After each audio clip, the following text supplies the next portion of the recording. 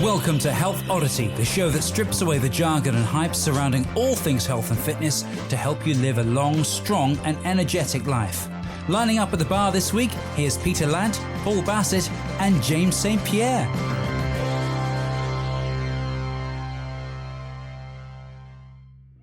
Welcome to Health Oddity Podcast, episode 61.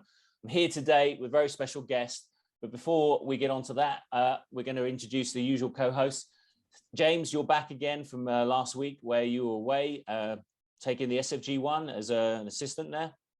Yes, yeah, had a fantastic weekend with Fabio Zonin and Claire Booth in the Midlands, and we had a really good 3-day strong first kettlebell certification, and have been back straight away, and really looking forward to speaking to our guest today. I actually heard him on a podcast only yesterday with Mark Bell, so I've listened to that one already, which was fantastic. So looking forward to this and deep diving into some slightly different information that we've had in the past, which is going to be great.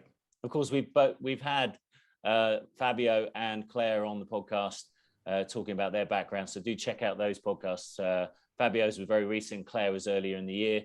Both very experienced coaches with a great story and loads of interesting information. So Peter, how are you? Yeah, I'm all right. Yeah, I'm looking forward to today because this will be slightly different to what we've done before again, won't it? So yeah, it's going to be good. I'm also thinking I should change my hairstyle because I only ever seem to be, apart from when Fabio was on, I only ever seem to be the one who's got hair. So I might have to change that. Well, that's it. You're really missing out on the current trend, I think. You're living the dream for all of us, you know. I am. Yes, exactly. This is what it could be like. I'm in my 40s. I've got all my own hair. I've got a lot of hair. I've got all my own teeth. You know, I'm doing quite well. Yeah. You know? Yeah. I think you're quite a catch. Exactly. I'm already taken though, unfortunately. Oh, wow. Okay. Right. Well, where do I go from there then? I'm not sure really. Well, let's go to our guest. We've got Keegan Smith today. A pleasure to have you on board, and thanks for making the time. Thanks for having me on. I'm excited to have a conversation. So I've been exploring. I mean, one of the things that interests me about health and fitness is that it constantly surprises me. It constantly gives me challenges, both intellectually and, of course, physically. And I've always been on my own journey to try and find out better ways to not only rehabilitate myself, because I did a lot of stupid things in my teenage years and 20s to basically mess up my body, not because of sport, because of other things. But basically everything I do now is to undo a lot of things I did from years and years ago. And so I've always been exploring interesting thinkers who not only think outside the box, but just not only have therapeutic solutions, but also performance-based solutions to some of my needs. And that led me down the YouTube and Instagram also hole, like the Alice in Wonderland hole. And I ended up coming across the ATG system, which is the Athletic Truth Group. Have I got that correct? Exactly. Many people know things as Ask the Grass, but this is Athletic Truth Group. Well, it's a play on that, I think. It's Ask the Grass. Fantastic. Yeah. So I came across the Kneesovertoes guy, which is Ben Patrick, which led me to Ben's podcast with Keegan, which you can find on Spotify. And this system, the Kneesovertoes system and the ATG system, is revolutionary in what it's doing to people's lower bodies. It's basically taking banged up athletes and turning them and giving them kind of longer careers, filling in the gaps in their training, and for the everyday person also rehabilitating and giving new life to old knees, and showing people that you don't have to be banged up to perform. We've obviously had a number of different people on this podcast, someone like Stuart McGill, who talks about the costs of being a high performer. And what I love about the message that the ATG system is giving out is that you can perform highly and be healthy. You've just got to do it correctly. And I've been through Zero, which is the Kneesovertoes system, ATG coaching system for the general public. And I've also done 2 months of Dent. So I found them very elegant programming, which I always like. I'm always attracted to elegant programming. But it's also led me down to listening to Keegan on a number of podcasts, Mark Bell, obviously the podcast he does with Ben Patrick. So it's an absolute pleasure to have you on board. Keegan has a background in rugby as well, so he knows what it is to take high performers and rehabilitate them and keep them going, because it's a tough sport. So thanks for coming on, Keegan. Thanks for having me. Yeah, with the rugby side, I guess that was a frustration while I was working with players, that I never really felt like I did know how to sort of keep them together and put them back together that well. Came through the Poliquin system and then got quite into sort of Ido Portal and gymnastics and that sort of stuff, but I never really felt like we'd hit it. Like I was the strength coach, so it wasn't really my responsibility. And oftentimes I would just sort of palm off a lot of the niggling things to the physio, and you work around things. And I'd say I was fairly similar to most strength coaches in that sense, where we don't necessarily specialize in injury, and I still don't actually consider myself to be a specialist around injuries. I think Ben and a lot of the coaches in the ATG for coaches community are much more experienced with injuries, because as I said, like I didn't really want to deal with them. I kind of found it a bit frustrating, and I prefer kind of the more, athletic stuff and the big weights and that sort of ego side. It's probably been more of my journey, chasing the numbers and all of that buzz. But I always knew there was a gap, and that's why I was sort of searching for things. And when I eventually came across Ben, it really kind of clicked for me. And How did it click? So what were you? Was it was it something that clicked in terms of what you were teaching your clients, or was it something that clicked personally for you? So I knew that Charles Poliquin had some stuff there within the way that he programmed that was different to what other people were doing. And I kind of had the idea that he didn't give it all away. I don't know if anyone else had that feeling with Charles, but, he was a master presenter and, master sort of coach, psychologist, I guess. And I always had that feeling of like, there's something here, like he's not telling us everything. He's telling us good stuff, but he's not telling us everything. And so, I did the PICP 1 and 2, and I didn't really get it, to be honest. I saw the movements, but I didn't really get it of how they actually fit together. And I sort of knew I didn't get it, but I didn't have any way of getting it. So I was, probably more influenced by Louis Simmons, and I'm a big fan of Pavel as well. And the strong first stuff, I think is amazing. And, I've had a look at a lot of different styles of coach, and the Poliquin stuff almost went in the too hard basket because I didn't really get it. And then I was wrestling with the ideas of, okay, well, how does he put this together? Like, why does he choose this type of bicep curl and this type of bicep curl and that type of bicep curl? Like, what's the difference between these three movements? And it was reverse engineering that and wrestling with that over a period of, months and years, sort of 2017, 18. I just knew there was something else here.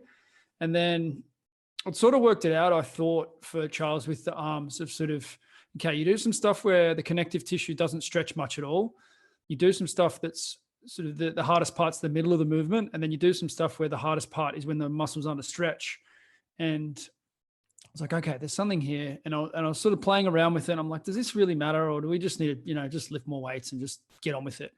And then I saw Ben, and he'd done it for legs, and he was pretty confident that he was onto something. Now, he wasn't thinking about the way Charles programmed arms. He was just thinking about what gets amazing results. And he'd asked a lot of questions about how do you fix knees and how do you, this, that, boom, boom. So he just solved it for the knee, really, where I was looking for this kind of universal key. And I saw it and I said, look, you've got something here. Like, this is really important. And I don't think I actually told him my kind of hypothesis or my philosophy for maybe 6 months or so of like why I thought he was onto something special. And then, eventually, we had more conversations about it, and I tested it out, the same concept for other joints, and that, it's proven to be pretty powerful. So, they say there's nothing new under the sun in, especially in the world of strength training, and there isn't until there is, and the details really do matter in how you configure things. And Ben really gave me the confidence to sort of say, well, we actually don't know yet. Like, let's just be in the mystery, and let's, keep working on things and not get too attached to any of these sort of hunches that we have. And we might actually end up with something good in a few years. And that's sort of where we're still at now, I think, even though it's become the juggernaut that it is, it's probably the most influential program in the world at the moment. I still think we've got a lot of work to do, and we're constantly discussing that. We're chatting about it 4:00 this morning, I think I was on messages with him, talking about how the new app technology is going to impact the customer experience and the coach experience as that comes online later in the year. So from a kind of a high view sort of perspective of what you're doing, because a lot of the people that potentially are listening to this podcast, although many trainers, and I know more and more members of the public are becoming aware of, the ATG system and Kneesovertoes and that sort of thing through social media. But what is the difference between the kind of the system and the techniques and the movements that you're teaching, and that you're a proponent of, that is different from much of the other stuff that's out there, just so that a layperson can kind of understand, if that's okay for you to explain, Keegan? Yeah, I can only speak from my perspective, and I sort of feel like I'm, it's Ben's program to a large extent. I give my 2 cents here and there, and some of it, gets into the system and the program. But from my perspective, what's really different about ATG is there are a few key things. One is that it's built from the ground up. Okay, so when you're a child, you build yourself from the ground up. You start on the floor, and you've got your hands on the floor all the time, and you're stretching out your toes, and your feet get strong. Toddlers and kids, they work on the ability to jump, and they're constantly building that strength, with relation to the floor. And then, when you're 5 or 6, you can jump off the kitchen table first thing in the morning without warming up, without any fear for your tendons and those sorts of things. And there, to my knowledge, that there was no system of strength training that was sort of trying to recreate that or rehabilitate people to those abilities that children had with the logical kind of engineering approach. And I think that's something that really stands out with ATG, that it's from the ground up. So you have to have really strong feet. Your feet and your Achilles, calves have to be stronger than your quads and your hamstrings. Otherwise, you're going to blow out something in the lower leg, or you're going to have shin splints. You're going to have a calf strain. You're going to have an Achilles tear. You're going to have foot pain, and that goes up the chain. So we need the lower body to be stronger than the upper body. And if you get that upper body dominance, and then you go running a lot, if you're training consistently more volume in the upper body, then you get that top heavy athlete that has a lot of lower body injuries. Now that scenario is fairly common and fairly understood, but there's a lot of emphasis on posterior chain. People understand maybe quad dominance and quad development and the importance of that, but no one's really put the effort and energy to say, from the ground up, and a huge amount of volume into the tibialis anterior is something that really sets the program apart. The muscle at the front of the shin and then the calves, because you're handling a lot of weight on one foot, the muscles of the feet get really well developed as well. So I think that's really one key component, is that from the ground up, that's something that sets it apart. If I had to go for a second, it would most likely be this concept of training, like how the sequencing of bringing life and health back into a muscle and back into a joint. So the sequencing is, to me, the magic thing. Like, that was the thing that I was like, Ben's got it. And I haven't ever seen anyone do this as logically, sequentially as he had. So the first step is sled dragging, reverse sled dragging, or walking backwards up a hill, or just walking backwards in general. And so anyone can get started on the program, which is why part of the reason why it's been so successful is because anyone can start, and you don't need any equipment, and you don't, that stuff. There's a lot of it out on YouTube and whatnot as well. So, you don't have to sign up for his program either to walk backwards. And so many people have had life-changing results just by walking backwards. And there's studies even about longevity with walking backwards, with the impact on balance. And it's actually quite common in Asia to use it as a tool for longevity. And so we start with that, and that puts very little challenge on the connective tissue because it's concentric only, which means that the muscle is not under load during the stretching component. So it's load during the stretching component that causes more damage, more bleeding to the muscle. So we start with something that doesn't cause any damage, minimal damage to the connective tissue, minimal damage to the muscle, but then you can actually get a lot of blood flow into the area, and blood is what heals things. If you get a big bump on something, your body sends a lot of blood to the area, and that blood heals the issue. When you train really hard, you actually get some micro trauma, you get some tears into that area, and that recovery from that is what gets us back to being stronger than we were before. But when there's chronic issue in an area, we often don't want to stir up a bunch of inflammation. We just want to get the muscle firing. So it's good for connecting the mind to the muscle again and getting a lot of blood flow. And then we progressively go from that really short range stuff like the walking backwards with no connective tissue tension to things like the reverse Nordic or the natural human knee extension.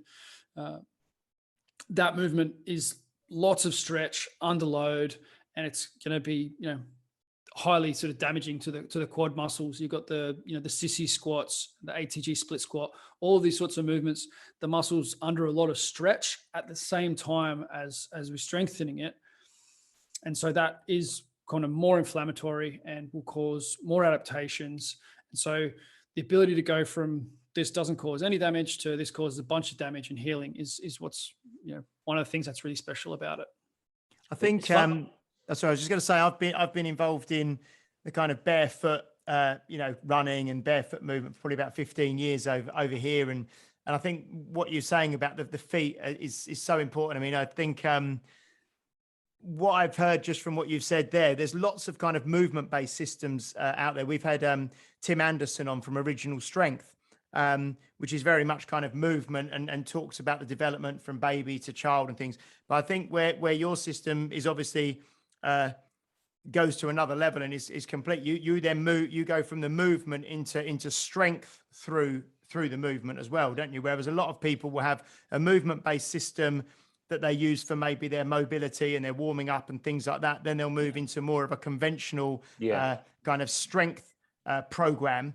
Whereas the system that you're using really takes someone from an absolute base level of movement through into loading and making it more challenging. So that sounds, yes. I mean, the thing is, I suppose that most people, they go to your Instagram and things, and the things that catch people's eyes are the more extreme looking things, aren't they? That people see you guys doing and proponents, doing. So the danger is then that they jump in and try and do these more extreme versions first, where really it comes from this sort of foundational level of building a nice wide base of competent movement and mobility at the base before even attempting any of this sort of eye-catching sort of Instagram stuff.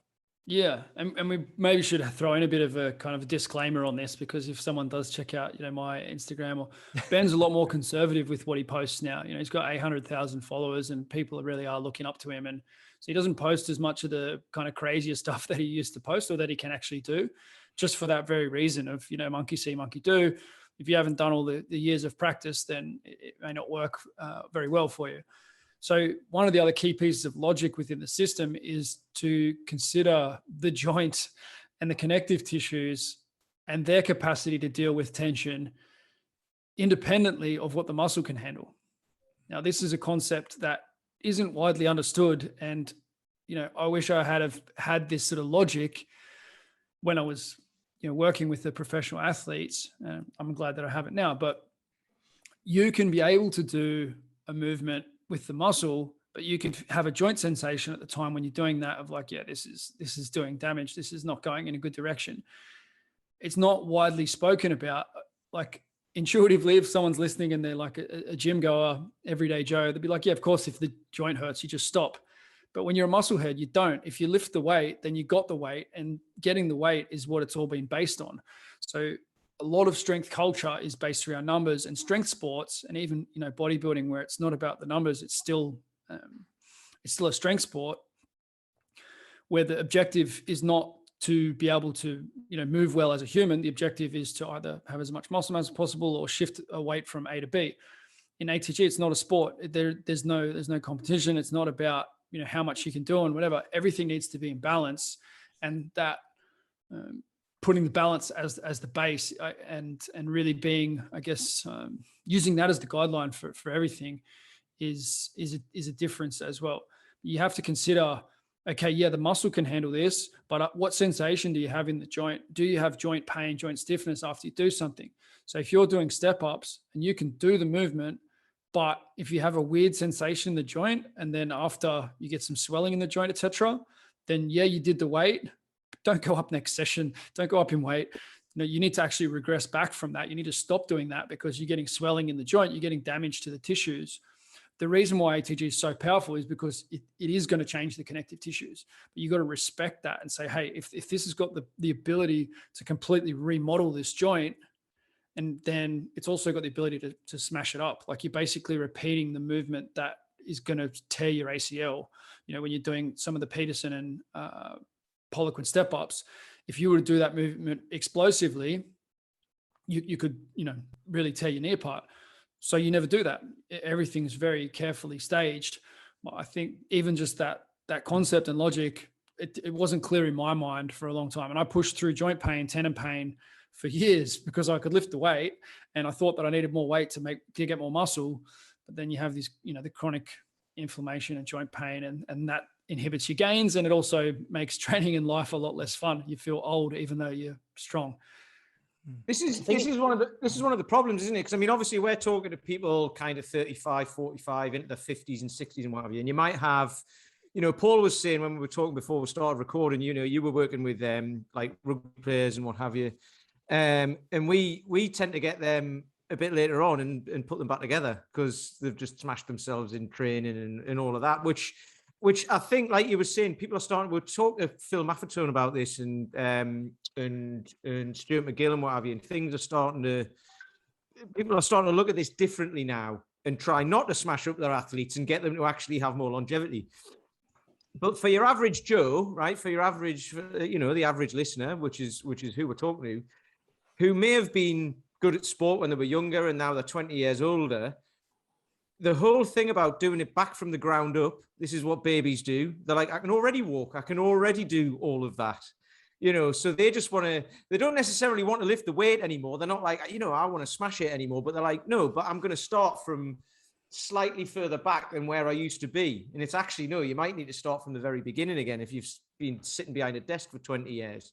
So I mean, obviously, you know, you said you deal with your clients and stuff like that. How do you convince them that, I mean, I suppose this would go with athletes as well. Like, you know, say you've got big rugby players and you're like, right, you haven't been injured, but you might get injured if you don't do this stuff. But they don't care. They just do it until they get injured. And then they go, right, I need it now. So how do you get to somebody? How would you talk to our listeners about this, do you think, to get them to say, look, it feels like it's easy, because it's from the ground up, and it is going to be easy, but it makes the harder stuff easier in the future, and it means you won't injure yourself, because that's the stuff that you're going to want to do, isn't it? So how do you get that across to people? Yeah, and that's the art of coaching, and depends on who's in front of you and, you know, where they're at. You know, it's what injuries have they had in the past? What are their goals? Are they more of an aggressive, you know, type, or are they sort of fairly sort of obedient and just want to be told what to do? Or, you know, there's all types. And I think that's the art of coaching is still definitely there. If you don't get the message across, then you won't get buy-in, or they'll just go and do their own thing on their own time, or, you know what I mean? So there's always going to be that human component. And that's a big part of why ATG has gone viral in the way that it has, is because of the enthusiasm that Ben brings to what he does. He's obviously very passionate about it. He's had great results with himself, but he has the ability to explain, you know, what he's doing, why he's doing it, and coach people through it. And, you know, our goal with ATG for Coaches is that more coaches are able to do that.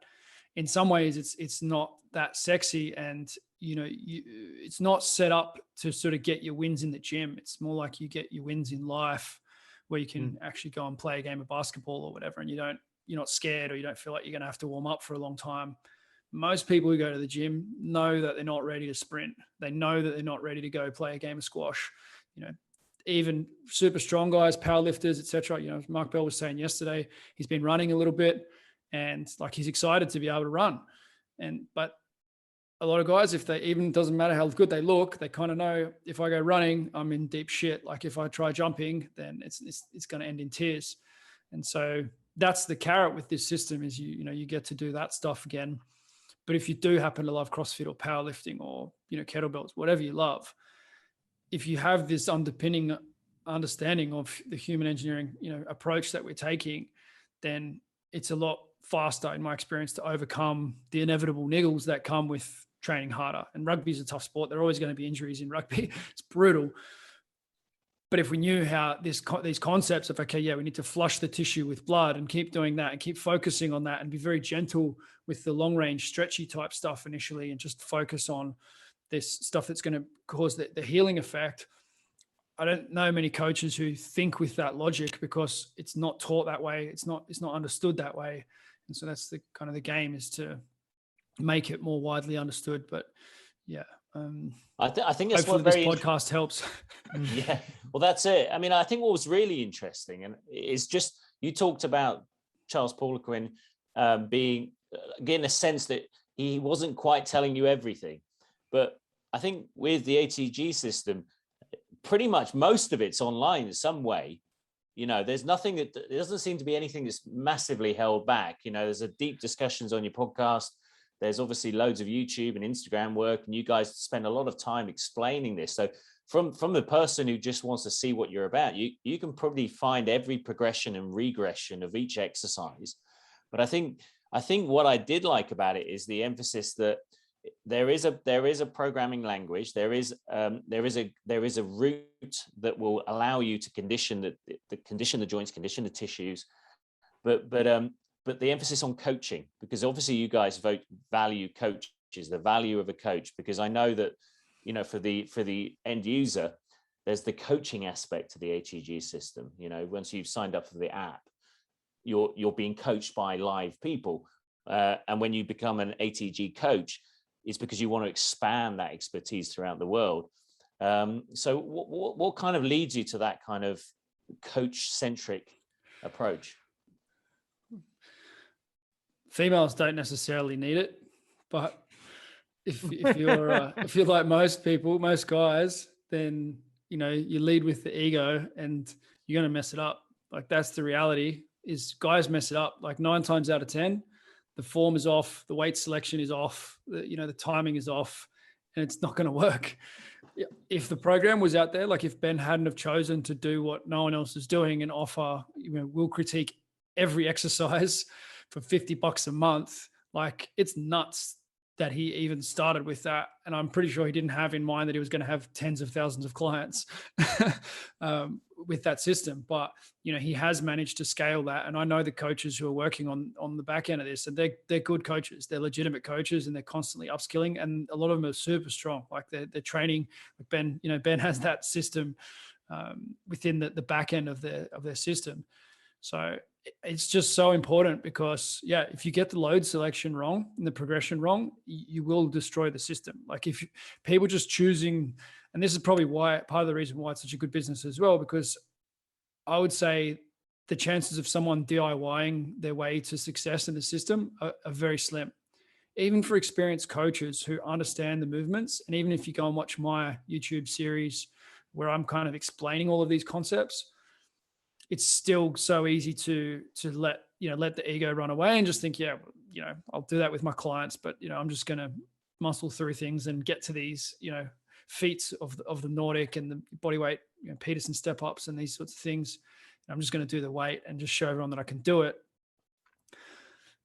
I've seen it over and over again. It's a challenging system, and if you try to skip stages, or if you try to go the fast way, it's not likely to work that well. Ben's been doing it for a long time, and now he's got the ability to handle all sorts of weight and speed tension in those positions. But you got to consider the connective tissue adaptation time is going to be a lot slower than the muscle development time, especially for stronger guys. They're kind of more at risk potentially, because they might have really strong quads and hamstrings, but they might not have developed the meniscus and the ligaments. Those tissues, if you load them, they're going to adapt. Like, we know that happens with bone. We just haven't thought deeply enough about it, in my opinion, to really get training for athletes right. And it carries over to everyone, to everyday Joes. Like, I love all the different strength sports, and I see this applying, and I see it being applied to strongman and to weightlifting and to CrossFit and to, every endeavor. It's just, to me, it's like a new underpinning, and it's so simple once you kind of get the concepts, and it can just help people to enjoy their stuff more, because so many people the majority of the world don't train and they're missing out on the joy of training, which sucks. And then those who do train are in pain because we haven't had the logic right. And so that's not ideal either. There's a very small percentage of people who really get to enjoy a relatively, a pain-free body and achieve things to a high level. I think when we spoke to Phil Maffetone a couple of weeks ago, he's got the math formula of the 180 minus the age to build the aerobic base. And he was saying that, and it's true. Most people that I've spoke to and talked to about the math formula will say, "Oh, but that's too slow for me. I'm different. I need to add 5 beats per minute or 10 beats per minute because I can't run that slow. I'm more advanced than that." And it's in the same way, I suppose it's the same with your system, where you'll ask people to do this stuff to begin with, and left to their own devices, they'll kind of flick forward to the next, "Oh, I'm past this. This is too easy. I'll move to the next level, or I can do this with more load." And I think that's it's a very human thing, but I think you said, it's possibly a very male thing. I'm not, where you kind of you want to skip to the next level all the time, and you don't want to, you think you're kind of more advanced than you are, where you don't really appreciate the like you say, the time it takes and the laying the foundations with not even the regressions, just the foundations, so having a coach to actually say, "No, hold on, you're going to stay on this program for the next, or this variation for the next 2 or 3 weeks, until you're ready to progress," is extremely powerful, isn't it? Yeah. Guilty several times over already. It's easier said than done, but it's the journey. Yeah. How are you? You still there? Yeah, Paul's still there. Yeah, cool. I'm still there. It was a funny old sound then. Yeah. I was going to say that wasn't me. Wasn't me. Someone's doing some drilling. There's all sorts of construction here. Montenegro's on fire, so I'll. Okay, no, that's good. I mean, the thing is, you work with elite athletes, and you know what it is to regress even elite athletes. So from the average individual looking to get back on track, get fit, reclaim their health, then if you're not doing the basics and not working on some of these earlier progressions, then you're really overestimating your place, I would say.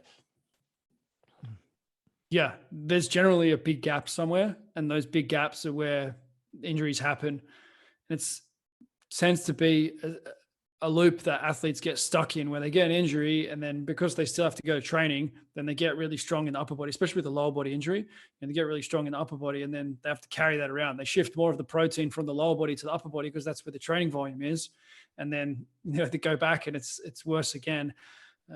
Often, we don't understand, this philosophy of really like rebuilding the foot, rebuilding the calf, and then something else goes. So often with one injury, then the other side, the hamstring goes, it's, you get an ankle on one side and then you get a hamstring on the other side, or those sorts of things. So I can see it making a big difference. It's really been athlete led for the most part. That there are more and more like Major League Baseball, NFL, NBA coaches who are in the system and working with Ben, and it is definitely becoming more accepted. I've had there's 2 EPL teams that I discuss the system with the guys leading their programs, a bunch of guys in Australia as well. So it is happening, but I know a lot more athletes who are doing it on the side and have kind of brought it to their coach and whatnot. Like it's being led often by the athlete, because they're like, I dealt with that crap for like 10 years. And now I fixed it, and now you better understand how I fixed it, because you probably should have known this, but at least now you're going to know. Like I've had that conversation with, actually having that conversation yesterday with a cricketer who played in the England team as well. So it is happening, and it can help a lot of coaches if they're willing to just have a look at it, experience it. You guys have been doing that. It's not the solution to everything. It's a foundational piece that then allows you to go and do whatever it is you want to do, whether that's lifting or cricket or whatever it is. It's interesting because we often have a discussion with our guests about kind of peer-reviewed science and what's being studied in the universities and what's accepted kind of dogma, etc. And there is generally one consensus that if something works, people at the higher level of sport will be integrating it, because they will notice very quickly whether or not it makes a difference to the performance of their athletes. You will lose if your strength and conditioning program is not effective. you will know very quickly in the performance of the team. So, I mean, I expect this is probably expanding, and as you use the appropriate word, going viral, because it is starting to see results very quickly, and you're not having to wait for peer-reviewed papers, are you? It's going to be a long time. A lot of the movements there's like 0 studies on training, certain, a bunch of the movements that are in the system. So, what are you going to do? What is going to happen is, or what's possible that could happen that we've been discussing is, look, we've got 20, 30, whatever it is, however many tens of thousands of people are going to be on this program. We can actually verify their last set. And so we could probably actually do some really good research, because there are people who have continuity of 2 years on this program, or 12 weeks, or whatever it's going to be. But you can pull out whatever cohort you want as well, the age, the training history, the injury history. So there is actually potentially an opportunity within this system to do some real research. I think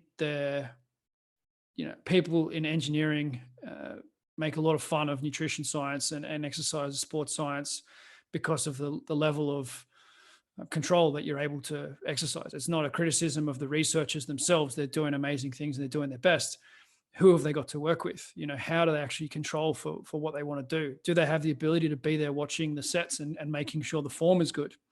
I don't know any studies where they've actually got video footage of the last set over the whole 12 weeks for every member of the study.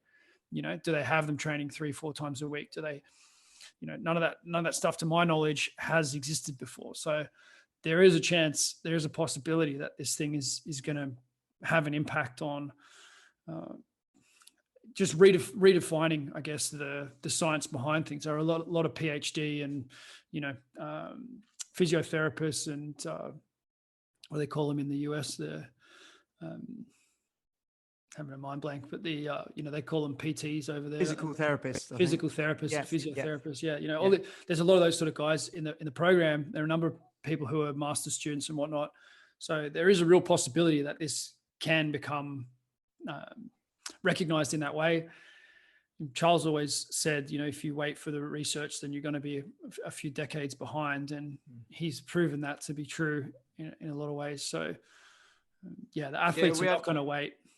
We had Paul McElroy on a couple of times, and he was saying, about all the about lots of research and stuff like that. And he's like, you can't even research into get funding for research into heart disease and cancer and things like that. So no one's going to be researching into knee joint pain and what have you. So you've just got to move with it and go with what works. And if you can get the momentum like you guys have got, it works. And then, like you say, you're getting loads and loads and loads of examples of it. It's like, right, okay, there's your research. Now, let's go from there. So and there has been a lot of feedback where you do think, changes happen to the system as well. Like, okay, we need, something's going wrong here. Like we're going too aggressively with this. Like, how can we slow this down? One example of a change in the system was with the Nordic, which is really one of the big symbols of the ATG system. Is a lot of athletes get to being able to do full Nordics, and Nordic curls have been around forever. Very, very few people have ever achieved the full Nordic, the Martin St. Louis or the cheetah reps that, Ben's able to do. And a lot of the coaches and athletes are able to do now.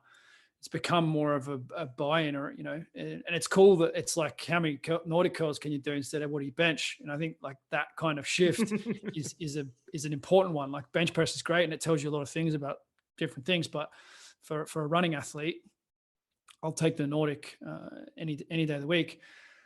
We were having issues with the Nordic, with people blowing up their tendons, not blowing them up, but just getting sore tendons and causing irritation. So we brought in the short range work in the same way that we've been doing for the knee. I was sort of bringing that idea of, hey, like, I'm pretty sure this is going to work exactly the same way, because I actually had the experience myself already.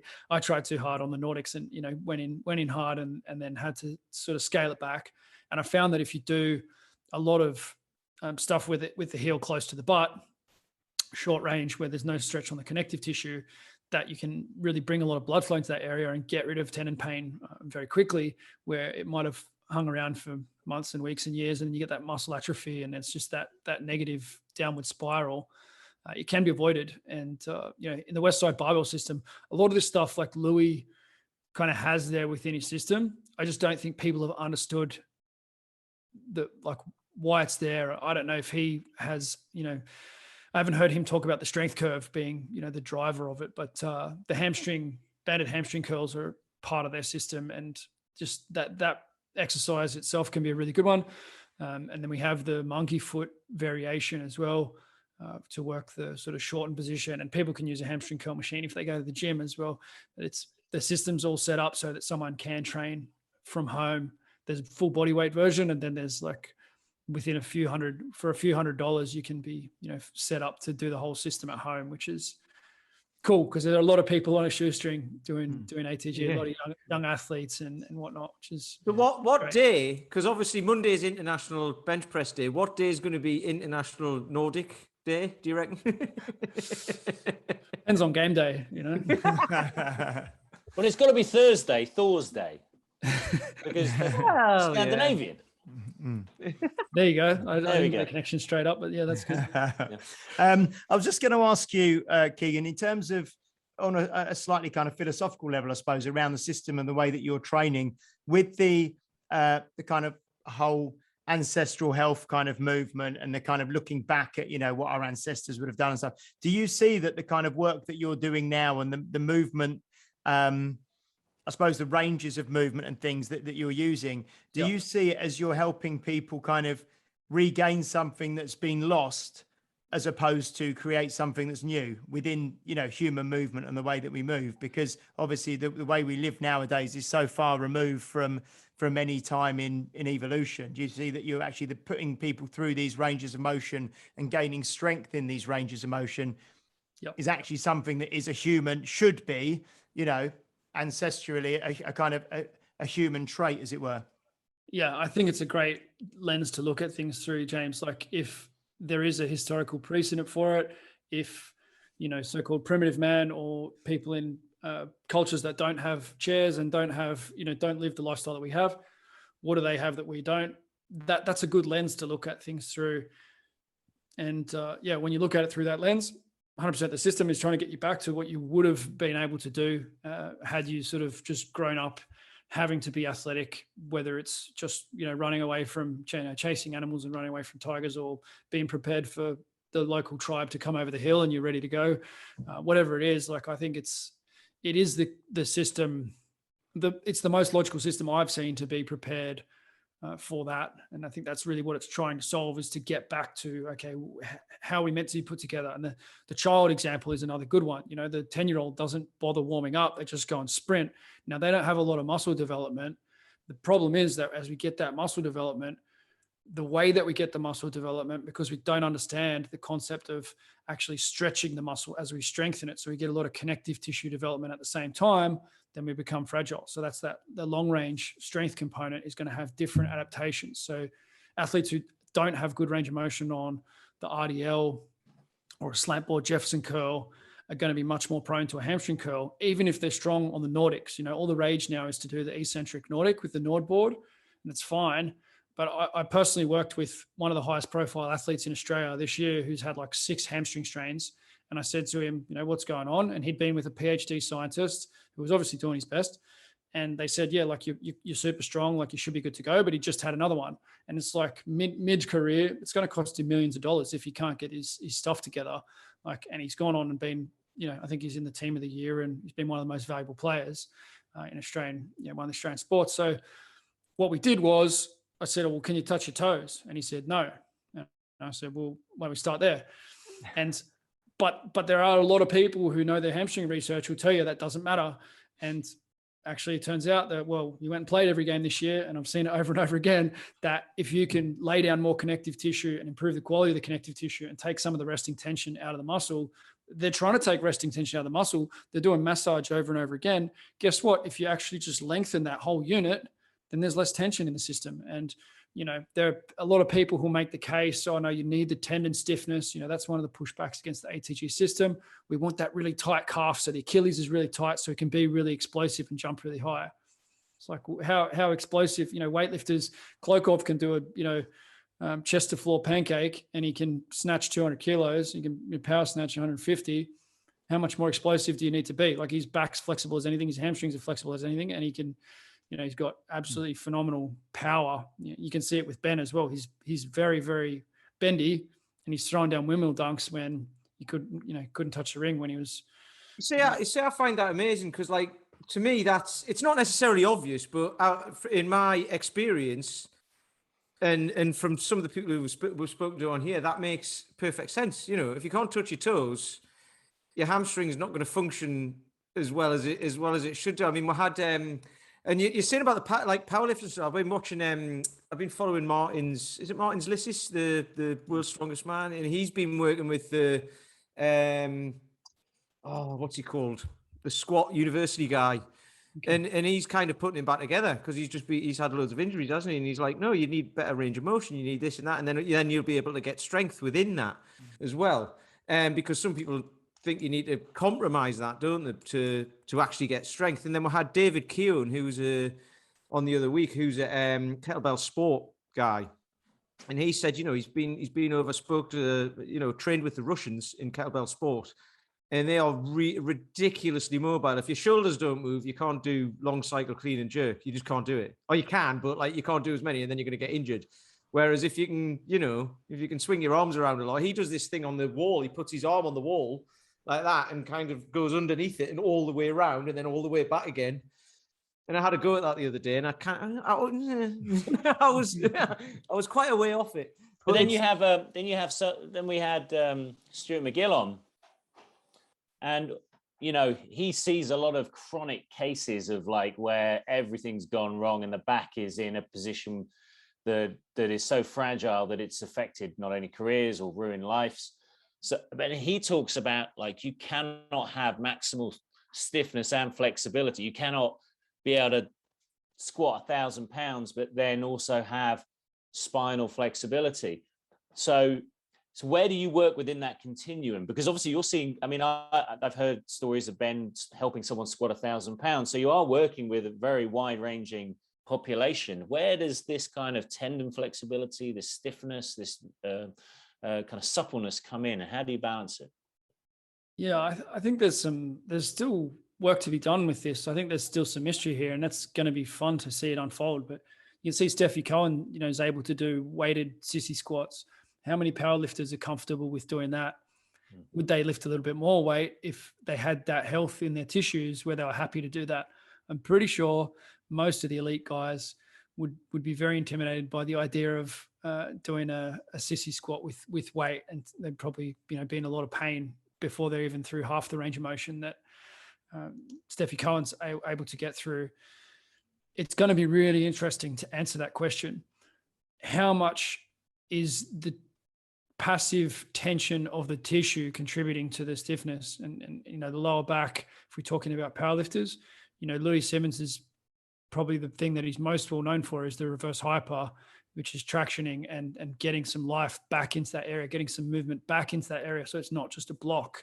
And he broke his back twice, and he credits being able to still be a world-class lifter in his 50s and 60s with because he had that machine. So I'd be more inclined to listen to Louis, to be honest. But I know that McGill's work, as you say, he's working with the worst of the worst.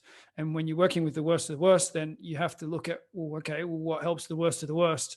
And I think he's got a winning formula for people who've lost all the muscle because there's just so much pain in the area and they can't function. But not everybody's worst of the worst. And you actually want to go, even if you are worst of the worst, ideally you would go from being worst of the worst to being best of the best.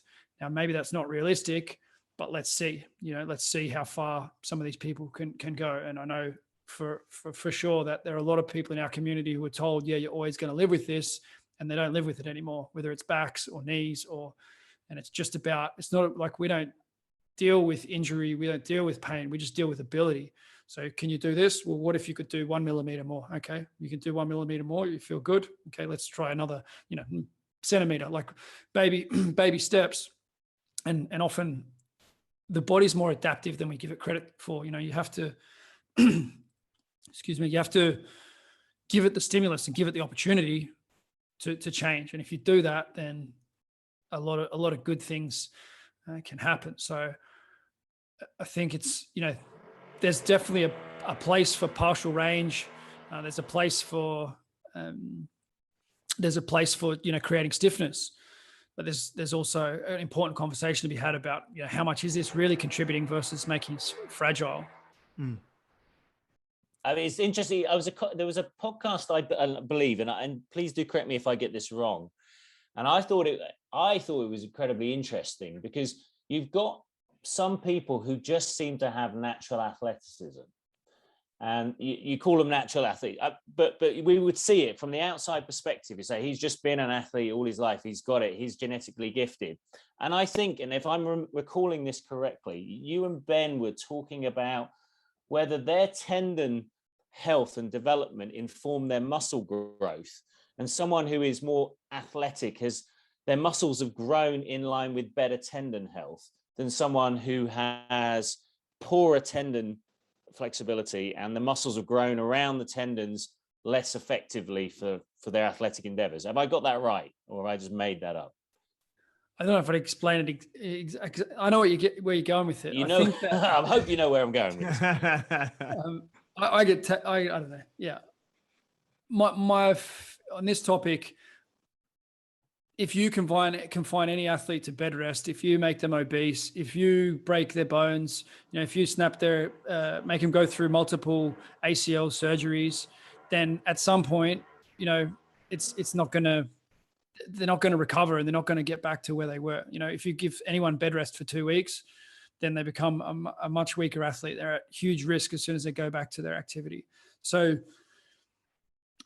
it's always the environment. Like the environment is the big driver of everything. What you see with these naturally gifted athletes, people talk about it. Oh, okay, this guy's never lifted weights and he can go and do a Nordic. It's because we're thinking about training wrong. Strength training is actually poor terminology. We need to just be talking about force and we need to be talking about tension. And if the person's done a lot of tension training, then it should be no surprise that they can handle a lot of tension. So if someone's a super high level sprinter and they're just smashing that foot into the ground, you watch someone on the track who can really run and you're like, wow, like they're just whacking that floor. And like, this is just, you can see why people ping hamstrings when they go and do that and they haven't been doing it for a time. So it's no mystery that they can do a Nordic. They've been strength training. It's just that they do it on the track. It's tension training. The muscle has the qualities, the tendons have the qualities. Now, the way that we develop the muscle is going to have a huge impact. So if we become very muscle dominant by training like a bodybuilder, never training the lengthened positions, if you want to tear a muscle, I don't know if any of you guys, but if you needed to tear a muscle, you would make it short and weak. And if you can have that muscle be short and weak, then all you need to do is expose it to length, load, at speed, and you'll be able to snap that muscle or tendon, right? And so that's kind of what we do, and that's how a lot of people train themselves when they just go and train, because they have no idea of these concepts, where human engineering requires that the muscle is long, strong, and can handle speed. But you can get to being able to handle speed. It turns out that we've just sort of discovered this with ATG, is that you can get to being able to handle a lot of that explosive tension simply by getting to the point of a lot of load under stretch. So if you get to the point of being able to handle really heavy RDLs, then it turns out it's very difficult to try and damage your hamstrings with top speed sprinting once you've got that real long range and very strong. So I think that my experience is that anyone can change this as well, as long as you respect the time that it takes for the tendons to change, and then also the time that's going to take for the connective tissues, for the ligaments, especially in the knee, like the meniscus, but even in the elbows. A lot of people have trouble with the elbows, and they hate on movements. They hate on the French press or the skull crushers. We just need to think about, okay, this is not a muscle movement for me at the moment. This is a joint dominant movement. I just need to focus on the joint sensation and rate the joint sensation of each set rather than rating the muscle perceived exertion, because who cares about that? Because the muscle isn't the limiting factor. The limiting factor is my joint can't handle this. And these are kind of concepts that I'm encouraging coaches to consider, and philosophies that we're sharing with ATG for coaches.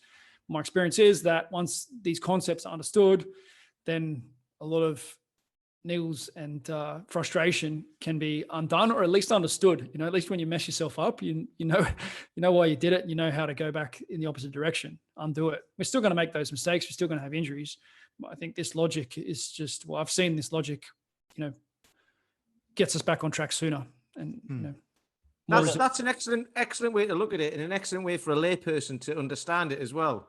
I think because it's easy to explain. Does your joint hurt? Because everyone knows what a joint is, and and everyone knows what pain is. So it's like, does it hurt? Yes, right, okay. Don't do that then, and then go find someone who can help you stop it hurting. That's an easy way for anyone to look at it, I think. And sometimes you just need to do more blood flow before you go and do it. Sometimes if you do the reverse sleds and then you do your step ups, then you get a different sensation in your joints and for the triceps as well.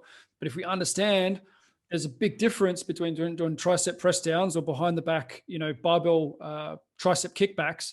These are short range exercises that will pump the muscle without stretching the connective tissues, so that then you might find you can go and French press and go nuts. You might be able to do sets of 5 nice and heavy without an issue. If you do that prep first, where if you went in and did the French press first because you didn't know about this technology, and you go, oh, my triceps are not good, and so I won't train triceps. Like that sort of stuff happens, or I'll can that movement. That movement's bad for me. It's not the movement's bad. It's just that your muscle can do it, but your joint can't just yet. So almost always there's a solution of either, if you slow it down, decrease the load, or if you do better prep before it, then oftentimes you can actually do it. So people say, oh, I can't do this movement. I'm like, well, can you do it without any weight, right? Can you do a French press with no weight? Yes. Okay. And they giggle at you. Okay. Can you do it with 1 kilo? Yes. Okay. Can you do it with 2? Yes. So at some point, and you start to get training load and adaptation. And if you let them smash the triceps with the tricep push down, then happy days, everyone goes home happy that muscle's been, trained hard, and you got to pump and you just go gentle on the stuff that you need to, you're only ready to go gentle on. So you got to earn that long range, heavy stuff, lower reps, higher speeds. But if we do just understand that once we do have that, then we're athletic again, then it does actually, give you a base. You still, if you haven't played basketball for a very long time, you still probably want to get into it gradually and do some other stuff. But we have had a lot of people, a lot of guys have dunked in their 40s, never dunked in their life, played basketball their whole life, and they dunk in their 40s. Like something's going right when that happens. And in the system, they're only encouraged to go on the court like once a week at the most, or twice a week for dunking. Some of them will do a bit of extra, they play some one-on-one, but it's not built on plyometrics at all, and that's one of the other interesting things about it. Because in the basketball world, there are a lot of people who just tell you do plyometrics. The sport's already plyometric. If that was going to work, it would have already worked. Like it's, and it works until it doesn't. When you have a niggle, then you're jammed, because you can't use that at all. Where this scales, where you can always use it. There's always a level that you can work on things, and it's a fun time, and it is a kind of an information war to an extent. Like I'm not out to defame anyone or to battle, to debate. But there is a meritocracy of ideas, like the best ideas do need to sort of go forward, and it's just up to us to test them and make them our own and challenge them. And if there are things here that people are hearing, coaches or athletes are hearing and going, hey, like, yeah, but you're missing this, I'm happy. Like, I'd love to have that conversation. I'm happy to hear, what I'm missing. That joint dominant kind of concept has just been ruminating a little bit, because you might be able to do the movement with your muscle, and we're doing the right things with the muscle, but if we're not listening to the joint, then it cannot work. The system doesn't work.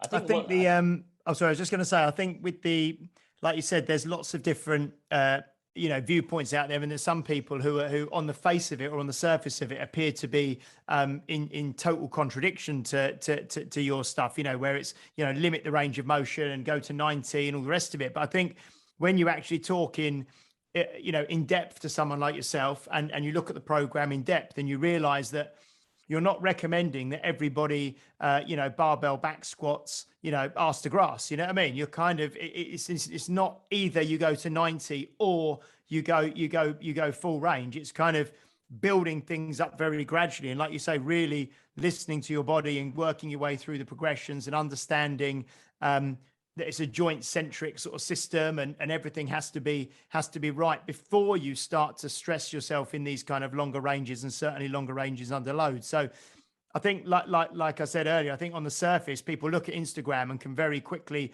polarize people and say, well, this person's saying do only this person's saying do only that.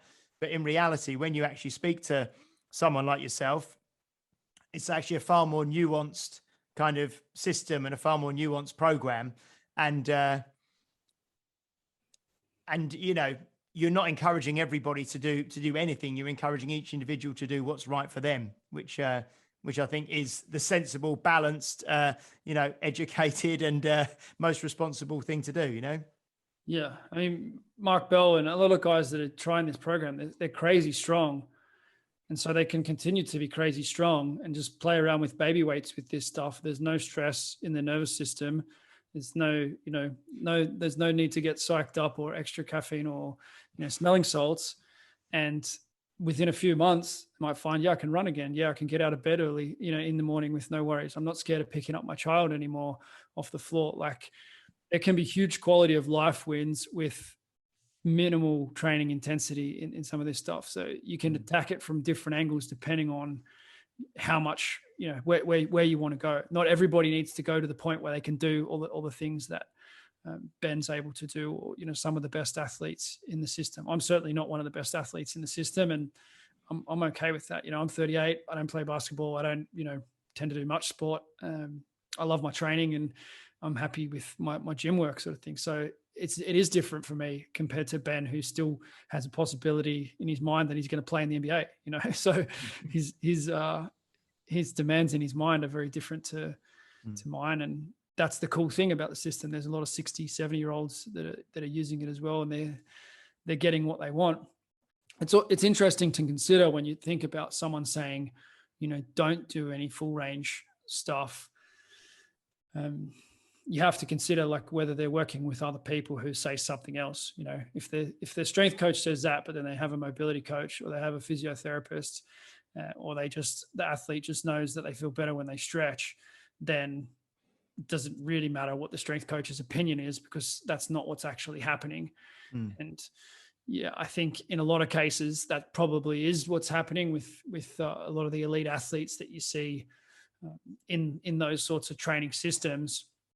And it can work, you know, for a time. It can work until it doesn't work. I'm a huge fan of partial movements and partial range of motion movements. And there are a lot of partial movements within the ATG system. If you look at the step ups and things, they're phenomenal for peaking and for, you know, position specificity.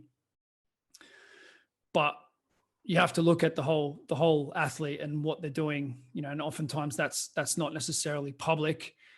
And you also want to look at through the lens of, you know, what's worked historically. Like, let's look outside of the gym. You know, what happens to ballerinas? How are soldiers trained in preparation for the world wars? You know, where did that information come from? And if you look at the manuals that they had for the movements that those athletes, those soldiers were doing, like, that was life and death. That was like, who's going to be the winner here? And they weren't messing around. You know, they needed people who were physically capable, and they were going all the way to the floor. Like, they were working from the ground up. If you look at the movements they were doing, there's a lot of high rep stuff, but it's very similar to the ATG movements when you look at it. The guy, I think it's Henry Ling, it's a Swedish name. I don't know how you say it, but he was apparently deciphering the ancient Greek texts and put together a system for the military. And that ended up being adopted by the Germans and the British. So that is the historical origin, according to a historian who's published a few books, who's actually in the ATG for coaches as well. But he pulled up all the images and you know, told the story. You know, when you look at the world, if you look at the world through a straw and you think pro athletes and you think, you know, what are these guys doing? Then yeah, but if you zoom out a little bit, you look at dancers and you look at break dancers and you look at different cultures. You know, you look at Asians and you look at Africans and you look at indigenous communities, and you know, how long can they sit in the squat for? You know, they can sit there for half an hour, they can sit there for an hour, and they wouldn't think anything of it. How many Westerners can do that? So is there something wrong with the position? And you look at the knee replacement statistics. In Asia, they have a lot less knee replacements. In China, they're much less likely to have a knee replacement. And, you know, I wonder how many Cossack dancers have knee replacements.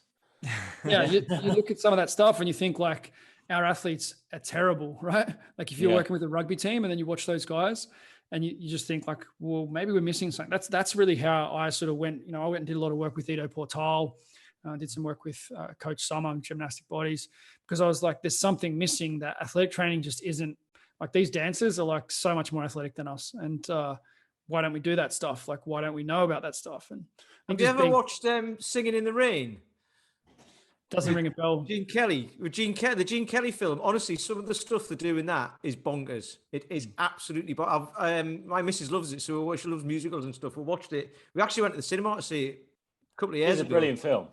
Honestly, it's a good film, yeah. But honestly, some of the stuff him and the other guy are doing it's you watch it and you're like, wow, that's proper strength, but fast as well, like proper tap dancing and all that. And it's bonkers. It puts anyone in the gym to shame. Honestly, it's ridiculous. And it's easy to sort of just pretend it's not happening and just think, I'm athletic because I can lift. I can definitely squat more than him. Like I'm fine. Yeah.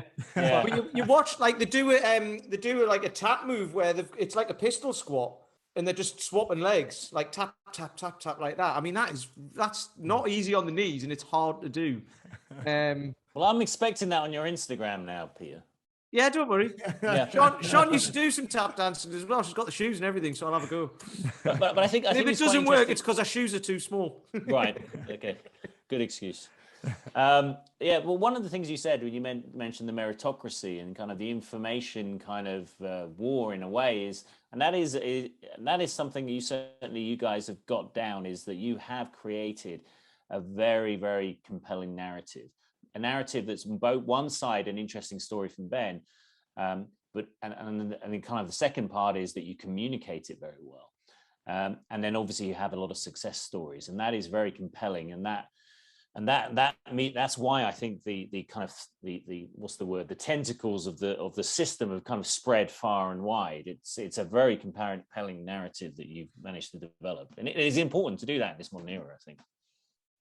And in strength as well as other areas, without getting too political, it is important for people to think and experience and question and test ideas, and then talk about what works for you. And I think if we all do that, then we'll be okay. If we sort of just trust the gods of strength and movement and think, oh well, everything's been worked out, and we just listen to the authorities on movement, I just don't have good experience with that. I've made so many mistakes by sort of blindly following things. If we can be more intuitive and let yourself be the judge, I think that's really why so many people want to recommend this system to their friends. And it has gone, just on its own into this global adoption, because people rave about it, because they're like, I had this thing for 10 years. I tried all this stuff. I had the injections. I had the surgeries. And now I don't have to do any of that stuff. And now I can X, Y, Z. So if you have that kind of experience, then you're going to become somewhat evangelical about it. That's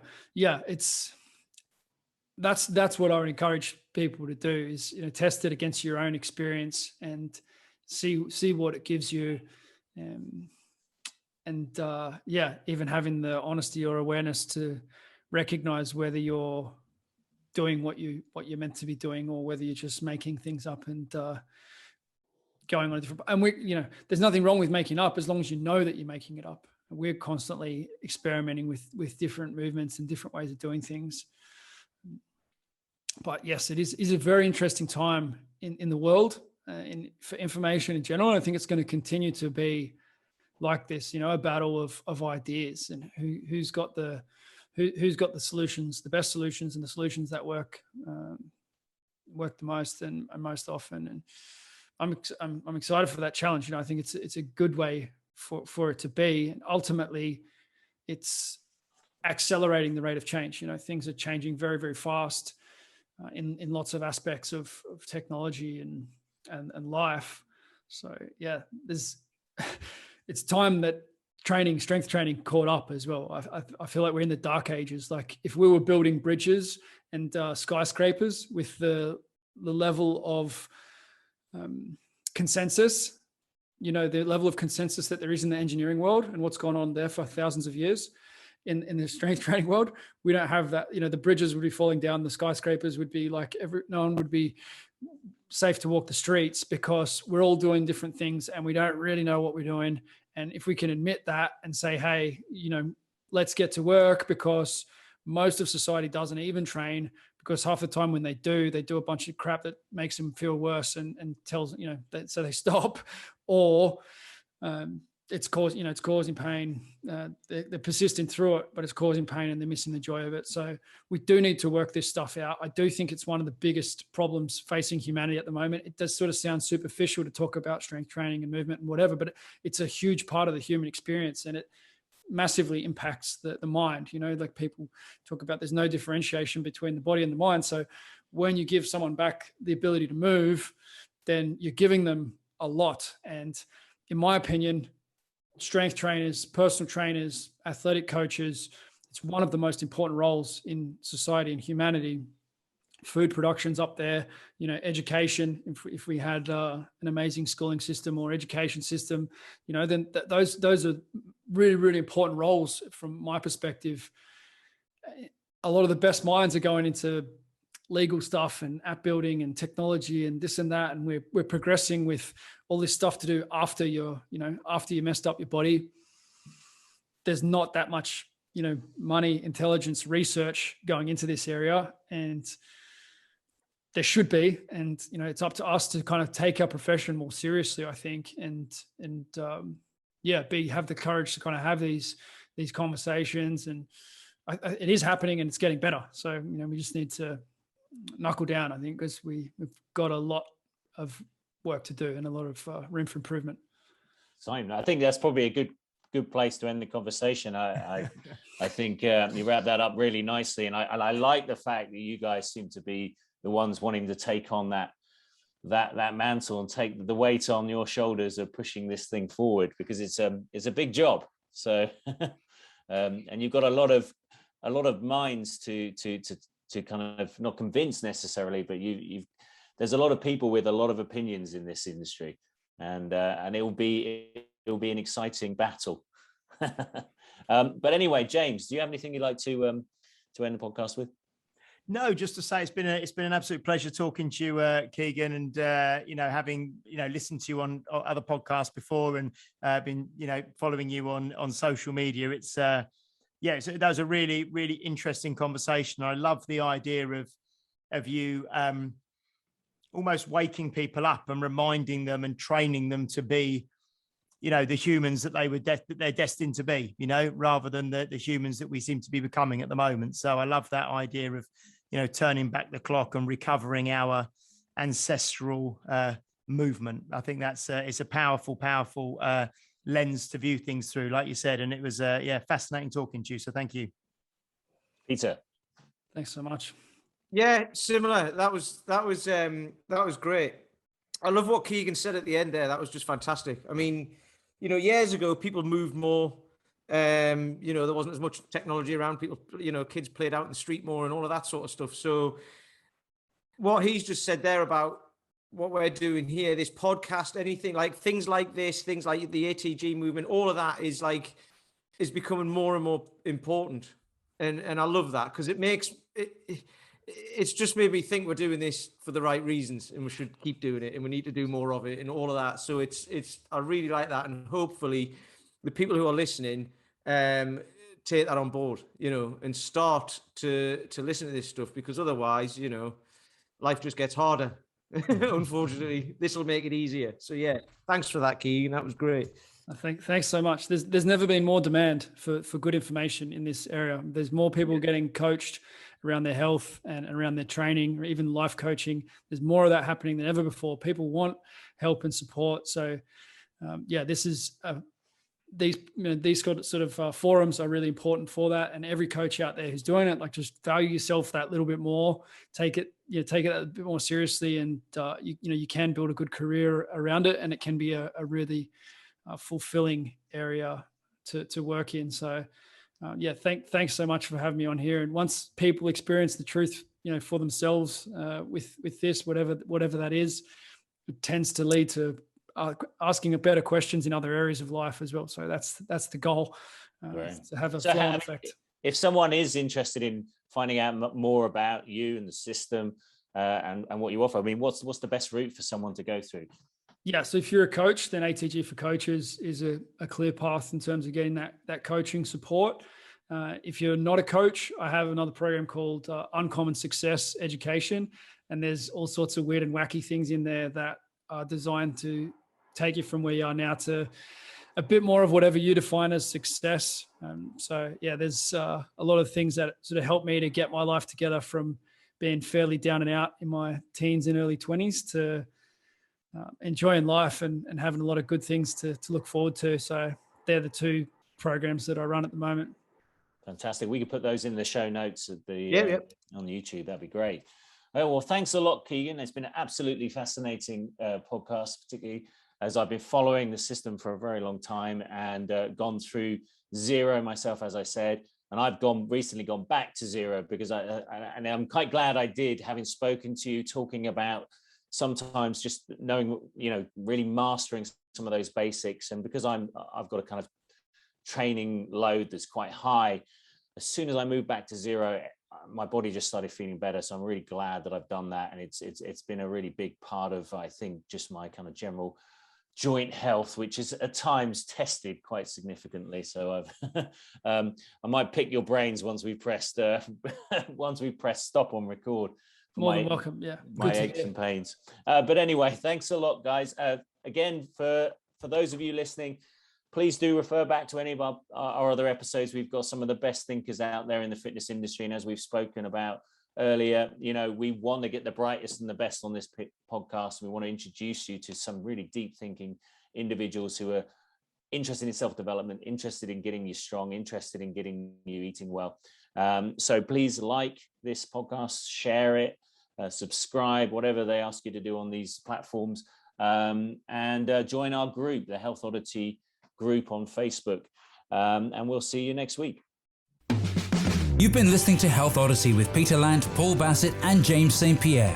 To get your regular fix of hype-free health, you can subscribe and leave a review wherever you get your favorite podcasts.